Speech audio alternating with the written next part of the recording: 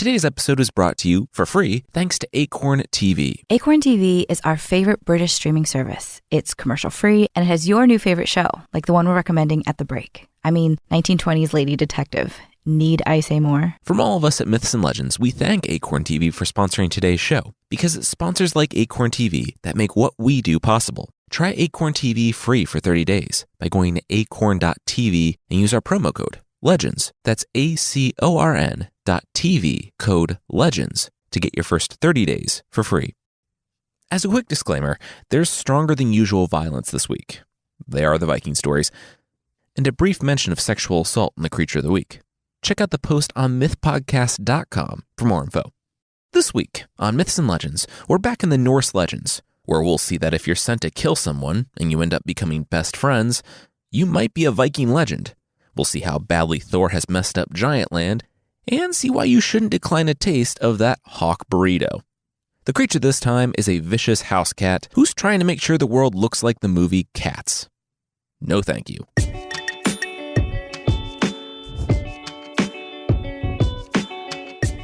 This is Myths and Legends, episode 222A, The Land of the Ice and Snow.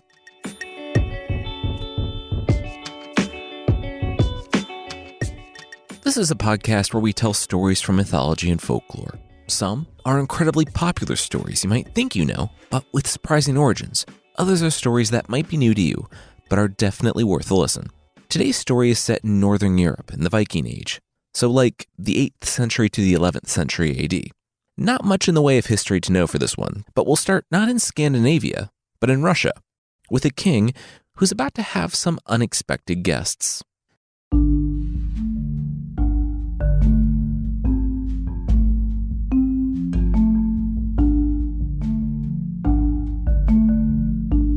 There was once a king in Russia named Hertrig, who had 2 daughters, both named Hild.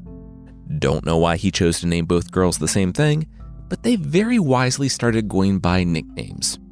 Brynhild, the elder daughter, was in a nut grove with her maidens. They had just finished up, I guess, gathering nuts, when they heard a roar from the forest. Brynhild, a princess that had trained as a knight, but not that Brynhild, told her maidens to get behind her. The women obeyed, and soon Brynhild alone was facing the roar from the forest. The beast lumbered out. It was a Hjassi. The Hjassi were the stuff of legends. They had been around since the world was young, created by the Aesir or the Vanir for their great war, now left to roam on Midgard. There were few left, but they were as deadly as they were during the Great War, and also kind of ridiculous. It was a massive, monstrous dog whose ears were so large that they touched the ground. But it'd be really hard not to be scared and also confused by the ears. Like, why were its ears so big? No other dog has to deal with that. It's probably tripping it up constantly. Okay, there's a lot to get to in this episode, so I will try and get past this dog's ears. Brynhild certainly didn't have a difficult time. She drew her sword. She was ready for a fight. But not ready for the Hjassi to lunge at her and grab her in its mouth, taking her captive and loping off into the forest.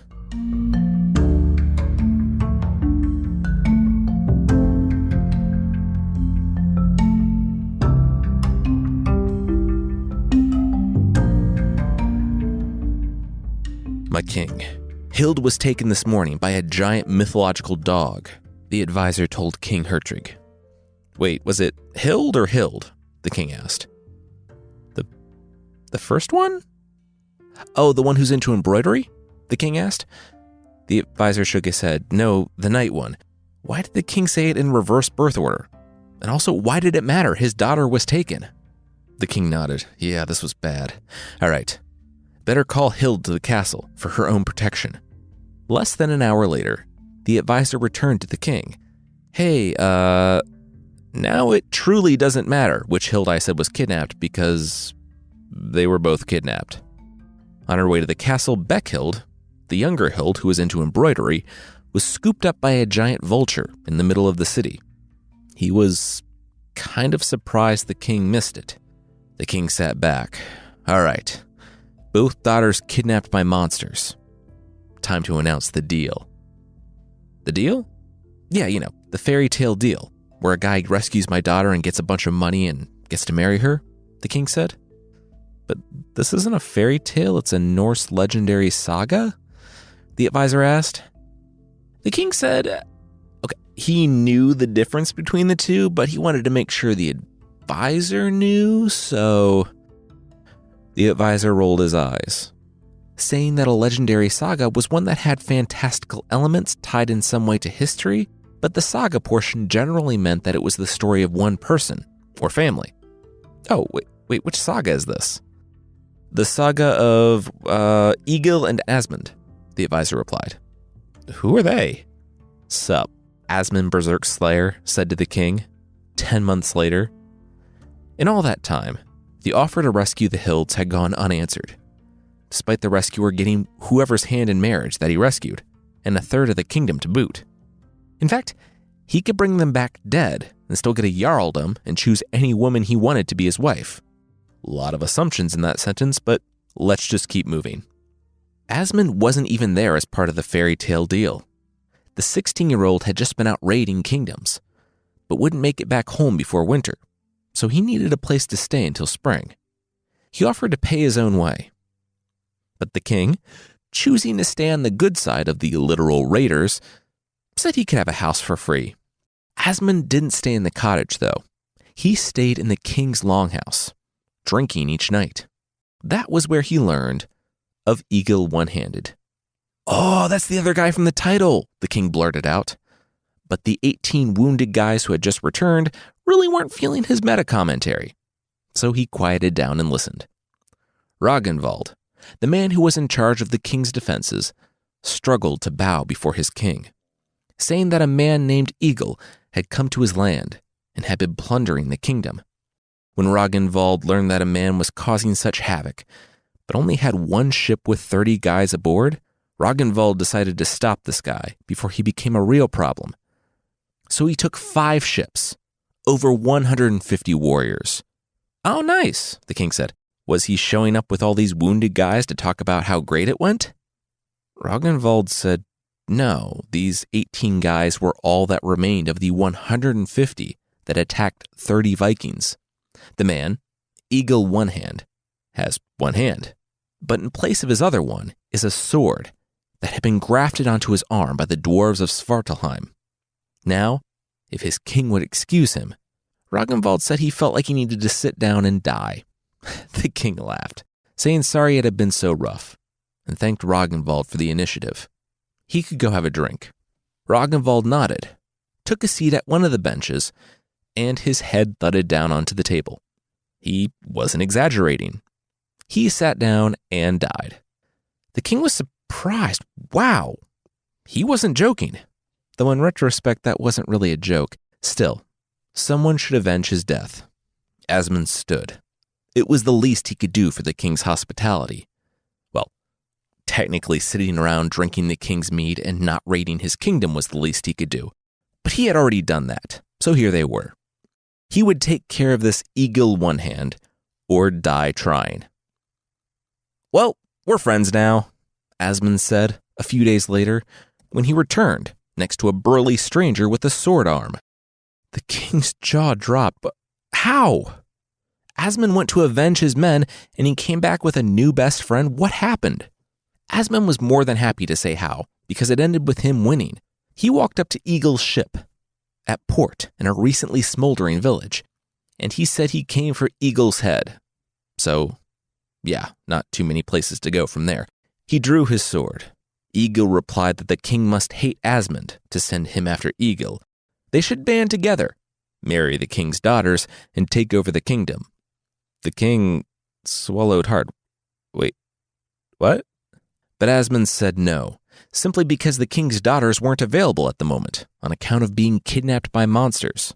That will throw up a roadblock in your dating life. The king was so relieved that Asmund had so many good reasons not to kill and overthrow him. Asmund returned to the story. After the guys camped out together that night, and their men partied together, they got ready for a fight to the death. They went hard, and at the end of it, when both tore the helmet off the other, Asmund realized that he couldn't best the man with a sword hand with weapons, So he threw down his own weapons and rushed Eagle, getting inside his arms and rendering his sword hand useless. Grappling, Asmund pinned Eagle to the ground and reached for his own sword. But it was just out of grasp. He swore. He had Eagle pinned to the ground. He won. He looked back to Eagle. He said his sword wasn't on hand and it was kind of too much trouble to bite his throat. His actual words. Eagle, on the ground, shrugged. Well, he was going to have to do one of those things. Asmund sneered, froze for a second, and lunged for his sword. In his absence, Eagle didn't move. The story says he held as still as if he was getting a haircut. Wait, you Vikings get haircuts? The king of Russia asked. Both Eagle and Asmund grimaced. Yes, they did. It was actually kind of offensive to them that he was implying that the Vikings were dirty and unkempt. We meticulously comb and groom our beards and hair, to the point that one English writer complained about the women in his region being more attracted to the Norsemen because they, bathed. Oh, wow. Didn't know that, the Russian king replied. Well, now you do, Asmund said, and got back to the story. Yep, he returned to Eagle, where he found the man hadn't moved, raised his sword, and stuck it in the ground next to Eagle, extending his hand to the man instead. He told Eagle to stand. Eagle was an honorable man. Sure, he raided villages and enslaved people, but he was willing to lay still after he lost a fight. So he was okay in Asmund's book. What's a book? Eagle asked, but Asmund continued. He wanted Eagle to be Asmund's sworn brother, but first they were going to go visit the king. Eagle asked, but wouldn't the king kill him? Asmund laughed. Not if they stood armed and ominous directly in front of him in his throne room. The implication being that they'll just kill him and take over if he doesn't take Eagle on as the master of his defenses. What, Ragnvald's position? The king did a spit take. But the whole reason Asmund went after Eagle was to avenge Ragnvald. Come on. The pair of sworn Viking brothers just waited for the king to grasp, the implication. And finally, the man sighed. Sure, just at least swear oaths of loyalty, okay? The two men agreed, and Eagle joined the Russian kingdom.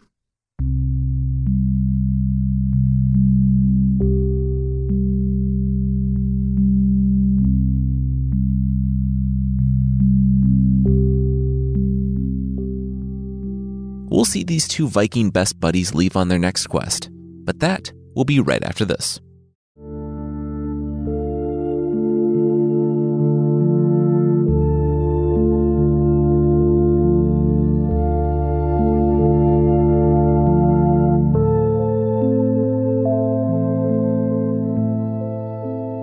Of course, it isn't difficult to see what happens next. The two young men, Asmund and Eagle, learned of an easy way to make a lot of cash. Rescue and marry the kidnapped princesses. It's relative. Not my idea of easy cash, but I'm not a teenage Viking with a sword hand. They didn't even wait until the spring thaw to set out. Though it's not like their competition was doing any better. When people stopped by the Russian kingdom for Christmas, no one had heard any word of the princesses. Through most of the spring, they traveled around to the different kingdoms and islands, looking for anything. But the princesses eluded them. Then, around midsummer, the sworn brothers both knew what had happened to the women. They were no longer in this world.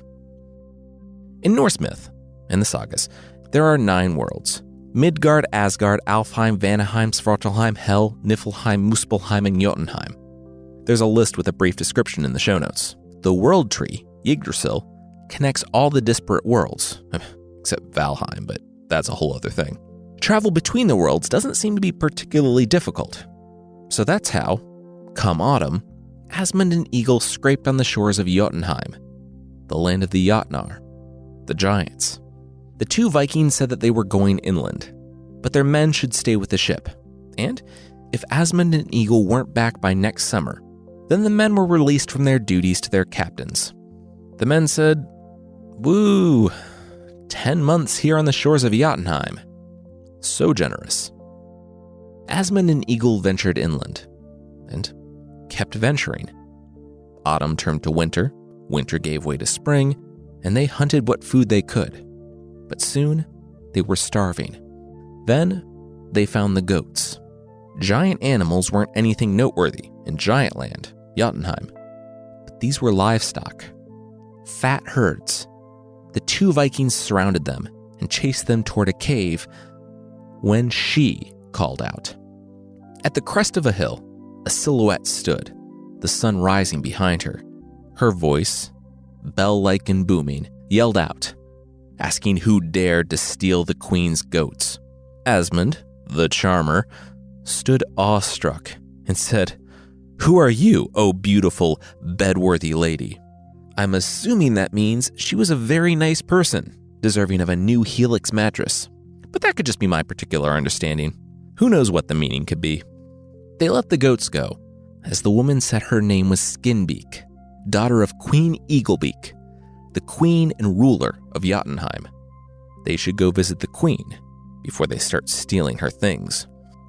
The two Vikings looked up at the young giant, who they stood in front of at the height of toddlers to an average-sized human, and Asmund approached and placed a ring in her hand.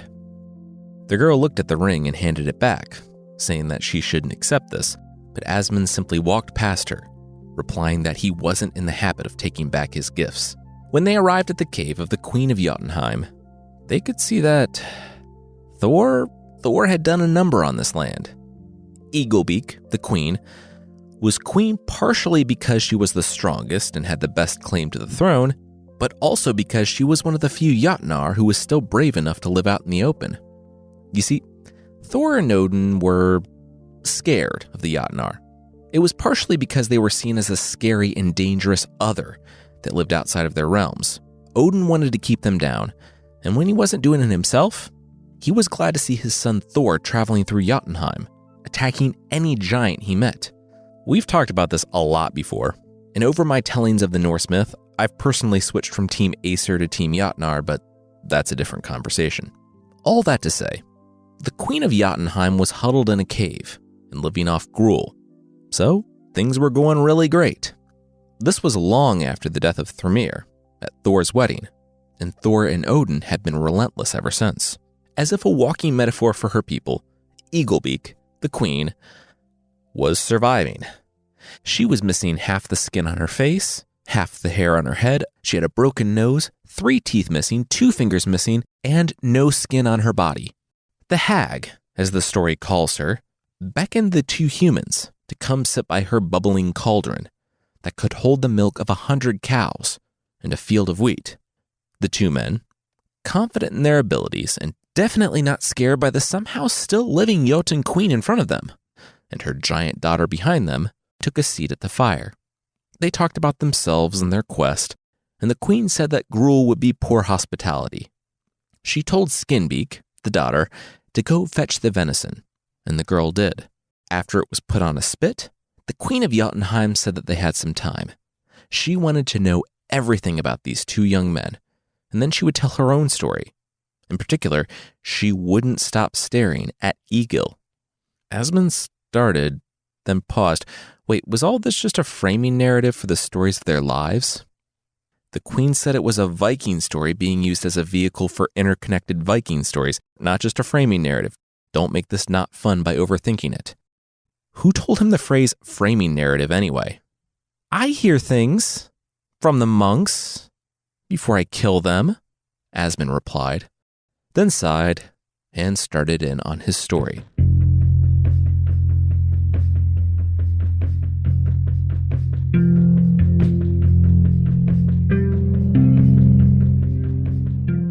Four years ago, Asmund, the 12-year-old, was hunting. It wasn't going well. He was already the biggest, strongest man in his father's kingdom, at 12. He had been out hunting hares with his father's men, and he locked onto one and took off at a gallop, pushing the horse as hard as he could for 3 miles. The horse was long past the point of starting to flag, and Asmund had been riding the gelding long enough to know when he was about to give way.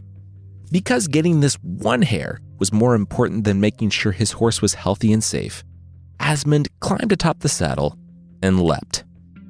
The added force from the leap off the horse's back caused the animal to faceplant from a gallop. But it's okay, because Asmund literally hit the ground running. It was another few miles before the hare was the first one to give up. Asmund was within inches of catching it when it leapt from a seaside cliff, plummeting to the sea below. The sweaty Viking 12-year-old skidded to the edge of the cliff and stopped to take a breather. Then he looked back to the forest and the 6+ miles between himself and home. Oh. For 3 days he was lost in the wood, and really, he was still lost when he met Aaron. A tall, handsome man of 12 himself, the story's words, Aaron had a head of yellow silken hair and wore a scarlet cloak. The two kind of actual man-children, and Asmund learned that Aaron was the son of King Rodion of Tartary, which is sort of a generic northern Asia in medieval parlance. What brought him all the way to Norway? Asmund. As a buff 12-year-old, Aaron vowed to never return home until he found another like himself, a burly 12-year-old he could fight. He had heard of Asmund of Norway, and he asked Asmund if he knew of Asmund. Asmund smiled. The two boys tried their strength against one another in every athletic feat they could think of, but each one ended in a tie. The pair then wrestled, but it was impossible to tell which one was stronger. When they broke off, they were exhausted, but Aaron was the first one to say it. They shouldn't try their hands at weapons against each other. They would both end up dead. Aaron proposed something else, a sworn brotherhood. As the two burliest 12-year-olds with swords, nothing could stand in their way. Asmund agreed. As part of their pact, they would avenge each other should one of them die by the hand of another. But they would also share in each other's money, now and in the future. Half of what the other owned would belong to the brother. There was another part to the pact, and I'm not sure who brought this up, but if one of them did die first, and they were both Vikings, so that was very likely, the other should raise a burial mound for the guy who died, place as much money as he thought fit inside, and the survivor should sit in the mound with the dead person for 3 nights, after which he would be free to go away. Then each opened up their vein and mixed their blood, which we now know is so dangerous, so please don't do it. And Aaron patched up his wound, which hopefully won't become easily infected because this is the Middle Ages, and the 2 children went to look at Aaron's ships.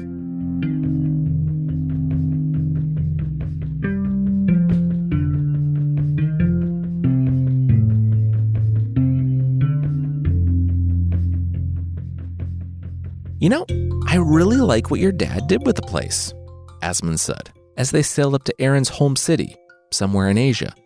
The fires really add, a nice ambiance. The people cheering really give it a fun, festive feel. People must love living here. No, that's not cheering, Aaron said, gripping his sword. Those are screams. The fire isn't just like a design choice either. The city is on fire. It's being attacked. Asmund nodded. Oh, okay, that made more sense. As the old saying we all know goes, when the burly 12-year-old is away, the Ethiopian berserkers will play. In Aaron's absence, Bullbear and Vyson, sons of Jarl Gorm, in Ethiopia, attacked King Rodion, killing him and ravaging the land. When Aaron landed, he learned that Bullbear and Vyson were currently spreading havoc around the different parts of the kingdom, and the people flocked to their prince. It wasn't long before the berserkers returned, and battle broke out. The people fought the occupying force in the streets, while the Viking blood brothers took the fight to the conquerors on the boats. The 12-year-old stood just about as tall as the full-grown berserkers, and the 2 boys charged. Aaron fought it out with Bullbear as the rest of the warriors fell back to give the whole thing a nice action movie, one-on-one fight aesthetic, even though Aaron and Asmund were both outnumbered, 15-1. Aaron struck out with his sword, and the story says that it didn't bite, but it hit Bullbear hard enough to send bits of his skull flying, so overall seems like a solid hit. Bullbear was still standing, though, and hit back at Aaron, one blow hewing through the kid's shield, any mail he was wearing, and most of his chest. Aaron's old sword skittered across the deck. Blood poured from Aaron as the kid staggered back, tripping and falling to the wood. Bullbear grinned as he raised his axe. Aaron scrambled back on all fours, and his hand felt something. A broken anchor with the chain still attached. It was his last, best, and only hope against the encroaching berserker, so he gripped it, closed his eyes, and threw it. And it sunk deep in the berserker's face, lifting him up bodily and carrying him overboard, dragging him to the bottom of the bay as the chain, rattling, chased after him. Meanwhile, Viking hurled 2 spears at Asmund at the same time, which, expert mode, because while Asmund was trying to catch one of them in the air, the other had so much power that it passed straight through his shield and buried itself in his elbow, sticking to the bone. But Asmund was nothing if not tough. He ignored the pretty severe bodily trauma, caught the first spear mid-flight, and flung it back, catching Viking not on any of his exposed body. Remember that he was an Ethiopian berserker, so he didn't wear armor. But the spear hit him in the mouth, going right through the berserker, lifting him up, and sinking into the mast of the ship, leaving him dangling there. 2 berserkers having action movie deaths, their men quickly surrendered. Since Asmund and Aaron are the good guys, they executed the surrendering warriors and threw their bodies into the bay. Asmund wrenched the spear from his elbow, and both kids headed back toward the city. When they arrived at port, they were greeted by Aaron's people, who had banded together under the inspiration of their king and expelled the invaders from their lands. Asmund and Aaron looked each other over. Wow, legitimately tough fight. Asmund was bandaging his elbow, while Aaron was marveling over the sweet scar he was going to have down his chest when it healed. Asmund grimaced. Yeah, he should probably have that looked at. That's pretty deep. Asmund was pretty sure he could see sternum. Aaron only laughed as the people crowned him king. It was nice of Asmund to worry, but Aaron was a boy king, the wisest, most forward-thinking type of king. He could look after his own medical care. Thank you very much. And so, 3 weeks later, Aaron died. The story throws up its hands, wondering what could have led to such a surprising, untimely death for the kid who had his chest ripped open and only 9th century medical care to help him. But I feel like we can all kind of connect the dots here. Asmund lamented the death of his intense yet short-lived friendship. But there was a silver lining. They were blood brothers. So Asmund got half of the kingdom. But there was also something else he needed to do. That part about the burial mound? Asmund had to sit with Aaron's body for 3 nights before he could go. Asmund was happy to do that in honor of his old friend. Since Aaron was back among his people, they decided to give his burial a bit more flair than just a simple mound with some cash that Asmund and Aaron had spoken of. So they decided to really do it up. They put him on a nice seat in full armor, piled his banners and more of his weapons and armor inside, and included his favorite horse, hawk, and hound. All alive and terrified. Fun times. The people wished Asmund well, lowered him in, and sealed off the last bit of light from the outside. Inside the mound, with his quickly decaying friend, a hawk, a horse, and a hound that were eventually going to starve to death, and a whole lot of weapons, 12-year-old Asmund settled in for what would be a smelly, fairly aggressive 3 days. Then he heard the groans, the snarls. Asmund struck some flint and lit a torch, and saw the horse, hawk, and hound huddled at the farthest wall. They weren't the ones making the noise. He turned to the throne at the far end of the mound, where his armored friend sat. Asmund dropped the torch, drawing his weapon. Aaron rose from the throne, snarling at his friend. But he wasn't Aaron anymore. He was the Norse version of the vengeful, walking dead. He was a Draugr, and he was coming for Asmund.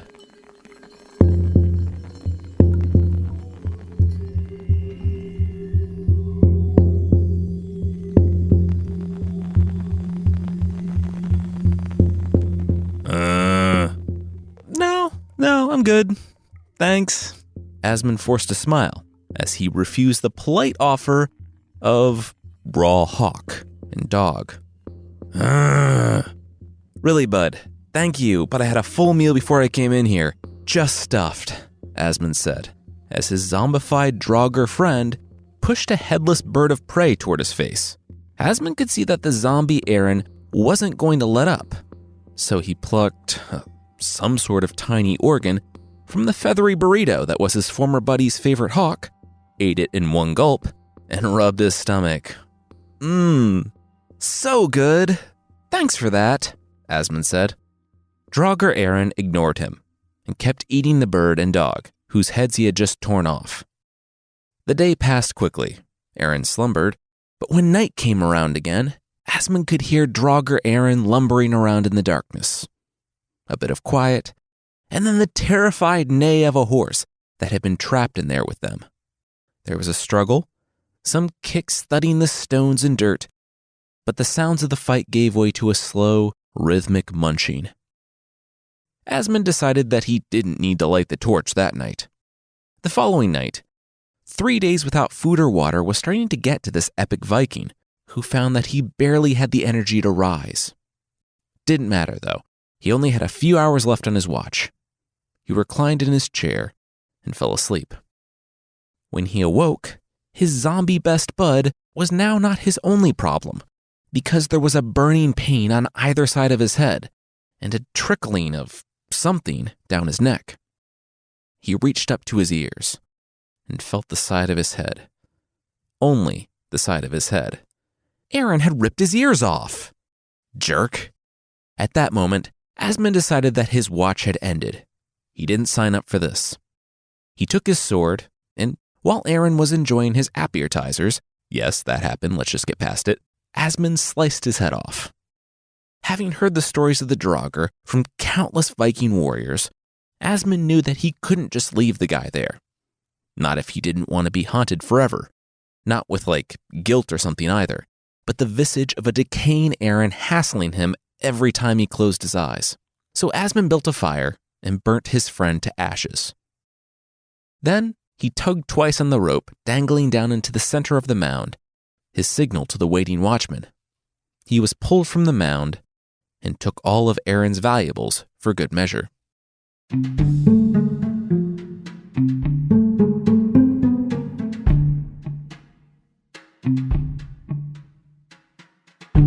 Surprisingly, the people of this kingdom were unwilling to honor their late preteen prince's word to his 12-year-old wrestling road buddy to give him instant and complete authority over half of the kingdom.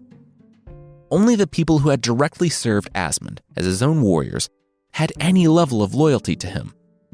But they refused to fight their own people, so Asmund didn't have a claim. Then, some more berserkers showed up. I'm not sure what it was about this kingdom that made it so appealing to conquerors, but in less than 2 months since their prince had repelled the previous berserkers and then died, the sea was once again choking with ships. Oh, need a hero? Maybe one who has some experience killing berserkers? Asmund said, sitting back in the longhouse. The people pleaded, saying that they would give him anything, please. Asmund shook his head. He wasn't a greedy 12-year-old. He only wanted what was owed to him, half of the kingdom. The people and the nobles agreed, and Asmund stood, unsheathing his sword. Then they had nothing to worry about. This would be over quickly. A few hours later, Asmund was tied to a windlass, awaiting execution by his new berserker overlords after being soundly and unambiguously defeated. This was not what he meant when he said the battle would be over quickly. They did beat Asmund pretty quickly, and then planned to sacrifice him to Odin the next morning. You know the phrase, don't put off until tomorrow what you can do today?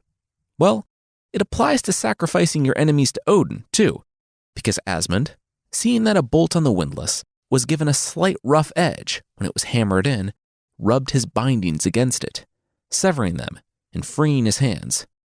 After his hands were loose, he used them to break the iron shackles at his feet and escaped into the forest. Free from the whole situation, he decided that, you know what? I should jump right back into it and play a bit of a joke.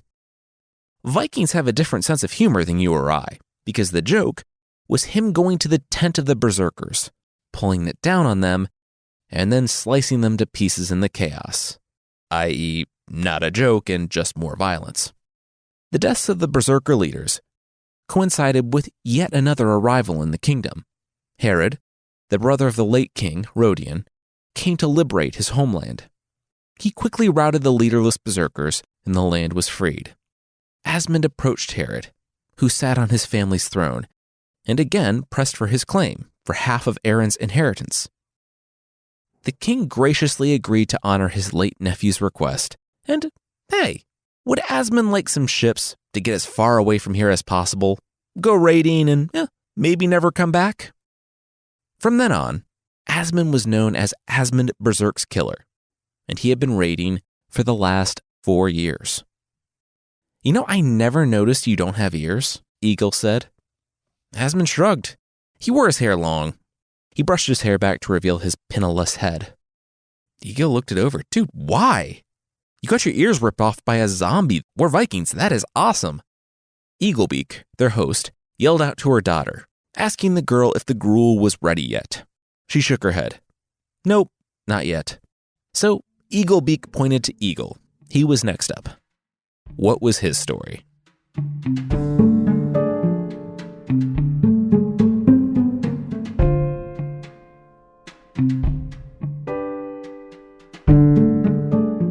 And that's where we're going to pick it up next week, with Eagle and then Eaglebeak's story. And it will have, of course, more giants, a ripoff of the Odyssey, Thor messing with giant land some more, and Odin being Odin. If you'd like to support the show, for less than the price of pickle lip balm, which is exactly what it sounds like, you can get extra episodes and ad-free versions of the show that won't leave your lips vinegar fresh. Check out support.mythpodcast.com for more info on the membership.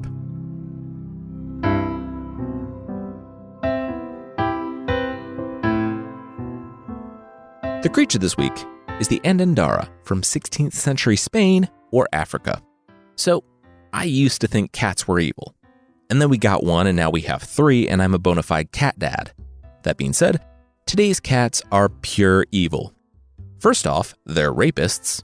It has the size and look of a normal cat, but the males in the line seek out a human woman to impregnate, because, like the aliens in X-Files, they're seeking to make human hybrids.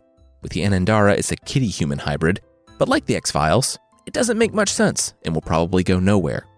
If you've seen the movie Cats, then you know what their endgame looks like, and I don't think anyone wants to live in that nightmare world, except for Tomato, one of our cats, who was captivated by that movie. In addition, they have deadly claws and teeth, and the ability to kill or curse with a stare. The mere presence of one of these cats can cause crop failure, disease, or ill fortune. That's the Spanish one. The African one comes from the Azande people in the Congo. This one is a larger wildcat, sporting a bright body and gleaming eyes. It will still target women, but not with the same agenda as the Spanish one. And the women won't give birth to some sort of horrifying humanoid hybrid, but a normal baby and a kitten. Like the Spanish one, it has the evil eye and can curse crops and stuff. But this one can also curse you with its cry from the bush. The stories don't give any way to get rid of the Anandara, but I can imagine the way you'd normally get a cat to leave would still work. So like a spray bottle with water or, my affection.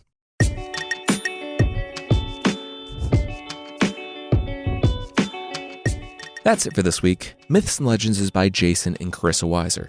Our theme song is by the band Broke for Free, and the Creature of the Week music is by Steve Combs. There are links to even more music in the show notes.